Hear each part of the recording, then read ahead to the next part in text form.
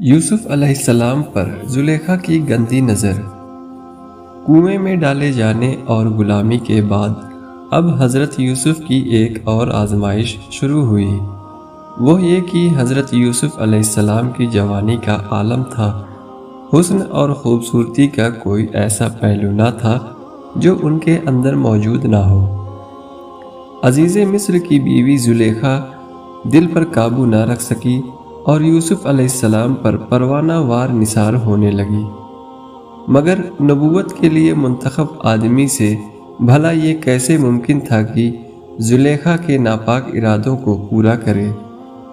قرآن میں پیش آنے والے واقعے کا ذکر اس طرح سے ہے: اور پھسلایا یوسف کو اس عورت نے جس کے گھر میں وہ رہتے تھے، اس کے نفس کے معاملے میں، اور دروازے بند کر دیے اور کہنے لگی، آ میرے پاس آ۔ یوسف نے کہا، اللہ کی پناہ۔ بہرحال حضرت یوسف علیہ السلام دروازے کی طرف بھاگے تو زلیخا نے پیچھا کیا اور دروازہ کسی طرح کھل گیا۔ سامنے عزیز مصر اور عورت کا چچیرے بھائی کھڑے تھے۔ زلیخا بولی، کہنے لگی، اس شخص کی سزا کیا ہے جو تیرے اہل کے ساتھ برائی کا ارادہ رکھتا ہو، مگر یہ کہ قید کر دیا جائے یا دردناک عذاب میں مبتلا کیا جائے؟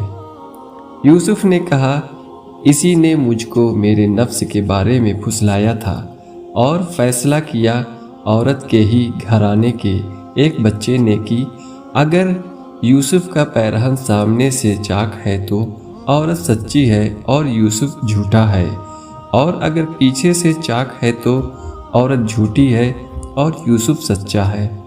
پس جب اس کی قمیض کو دیکھا گیا تو پیچھے سے چاک تھا۔ کہا، بے شک اے عورت، یہ تیرے مکر و فریب سے ہے، بے شک تمہارا مکر بہت بڑا ہے۔ یوسف، تو اس معاملے سے درگزر کر، اور اے عورت، تو اپنے گناہ کی معافی مانگ، تو بے شک خطا کار ہے۔ عزیز مصر نے اگرچہ فضیحت اور رسوائی سے بچنے کے لیے اس معاملے کو یہیں پر ختم کر دیا، مگر بات چھپی نہ رہ سکی۔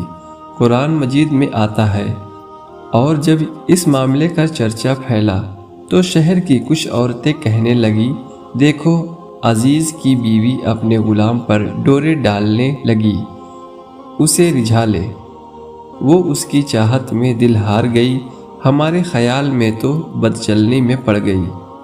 پس جب عزیز کی بیوی نے ان عورتوں کی باتوں کو سنا تو ان کو بلاوا بھیجا اور ان کے لیے مسندیں تیار کی اور دستور کے مطابق ہر ایک کو ایک ایک چھری پیش کر دی۔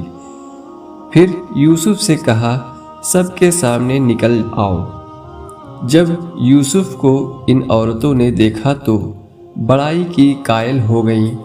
انہوں نے اپنے ہاتھ کاٹ لیے اور بے علیہ پکار اٹھی، یہ تو انسان نہیں، ضرور ایک فرشتہ ہے، بڑے رتبے والا فرشتہ۔ عزیز کی بیوی بولی، تم نے دیکھا، یہ ہے وہ آدمی جس کے بارے میں تم نے مجھے طعنے دیے۔ زلیخا نے یہ بھی کہا کہ بے شک میں نے اس کا دل اپنے کام میں لینا چاہا تھا، مگر وہ بے قابو نہ ہوا۔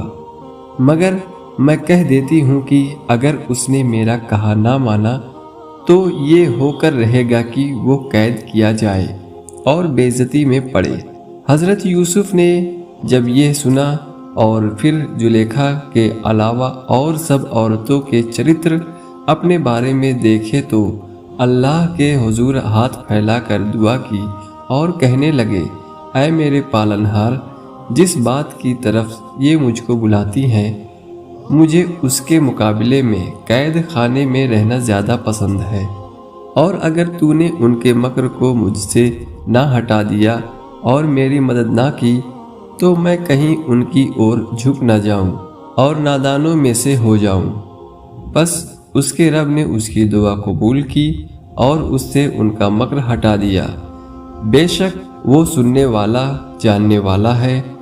اب عزیز مصر نے یوسف علیہ السلام کی تمام نشانیاں دیکھنے اور سمجھنے کے بعد اپنی بیوی کی فضیحت वह रुसवाई होती देखकर ये तय कर ही लिया कि यूसुफ को एक मुद्दत के लिए कैद खाने में बंद कर दिया जाए ताकि ये मामला लोगों के दिलों से निकल जाए, ये चर्चे बंद हो जाए। इस तरह हज़रत यूसुफ अलैहिस्सलाम को जेल जाना पड़ा। वीडियो पसंद आई तो लाइक करें और शेयर करें।